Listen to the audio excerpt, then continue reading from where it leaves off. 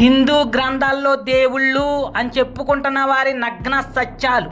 సతీ అనసూయని పరీక్షించడానికి వెళ్ళి నగ్నంగా బట్టలు లేకుండా భోజనం పెట్టమన్న ముగ్గురు కామాంధులు. ఋషుల్ని పరీక్షించడానికి నగ్నంగా ఋషులు భార్యల దగ్గరికి వెళ్ళి వాళ్ళ భర్తల చేత అంగాన్ని ఓడపీక్కున్న శివుడు.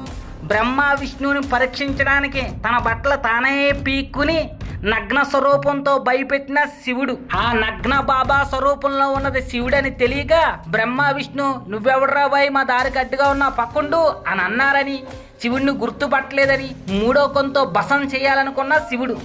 ఏంటి ఈ దరిద్రం? ఒక స్త్రీ దగ్గరికి వెళ్ళి ఒక ఆడపిల్ల దగ్గరికి వెళ్ళి నువ్వు నగ్నంగా బట్టలు లేకుండా వచ్చి మాకు భోజనం పెట్టమని అడుగుతారా? దేవుడనేవాడు ఇలాంటి నగ్న పాపిష్టి పరీక్షలు పెడతారా? పతివ్రత అని చెప్పుకున్న వాళ్ళని పరీక్షించేటువంటి అర్హత వీళ్ళకుందా అని నేను అడుగుతున్నాను. శివుడు ఒక మగాడు ఆడదానిలేక మోహినిగా మారితే ఆమెను చూసి కామాతురుడే వెనకాల పరిగెడతానే వీర్యం కచ్చేసుకున్నాడు. బ్రహ్మ అయితే శివుడు భార్య సతీదేవి కాలు బటన వేలు చూసి వీర్యం కచ్చేసుకున్నాడు. విష్ణువు అయితే రాక్షసుడు భార్యనే రేపు చేశాడు. వీళ్ళ ముగ్గురే పెద్ద కామాంధులు.